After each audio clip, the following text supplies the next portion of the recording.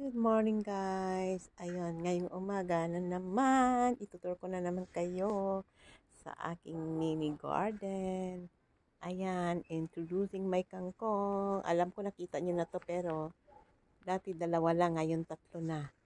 Tatlong punla na. Ayan punla. Ano ba tawag doon? Tatlong taniman na. Ayan.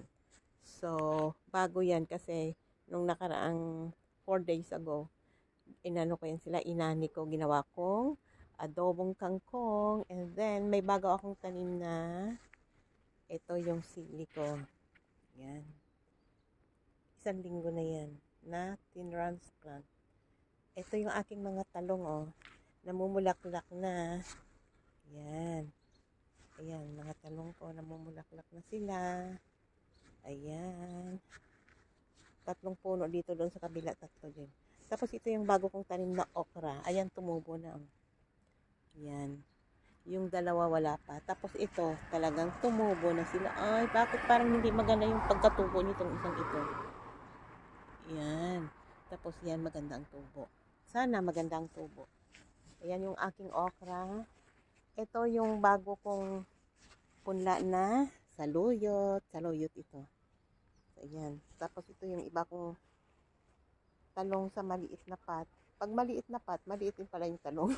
Pag malaking pot, malaki din pala yung talong. Ayan. Kaya yun ang difference ng maraming lupa at malaking pot kaysa sa maliit. Ngayon, ito yung aking cherry tomato. 5 puno ito. Ayan. Ito namumulaklak na. Pero magkakapatid lang yan sila guys. Isang punlaan ko lang yan.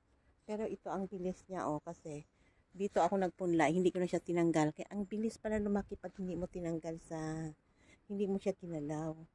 Ito, ayan. Tapos ito yung iba nilang kapatid kasi huli ko siyang nilipat. Iwan ko, mahigit na siguro 1 linggo or 1 linggo na. Ayan, 3 puno. Nananaba na rin. Magkakapatid, para magkakaibang stage ng pagbunga. Namumunga na yung isa, namumulaklak pa lang. Tapos ito yung dati kong natitira kong sili. Ayan nabubuhay pa siya. Hindi ko siya pinatay kawa may namumunga pa And then, the last but not the least, meron akong kalabasa dito. Ayan yung kalabasa ko. May kalabasa ako. Yan. Dito ko siya gagapangin. Papagapang ko dito sa aming railings. So, yan ang aking mga tanim dito.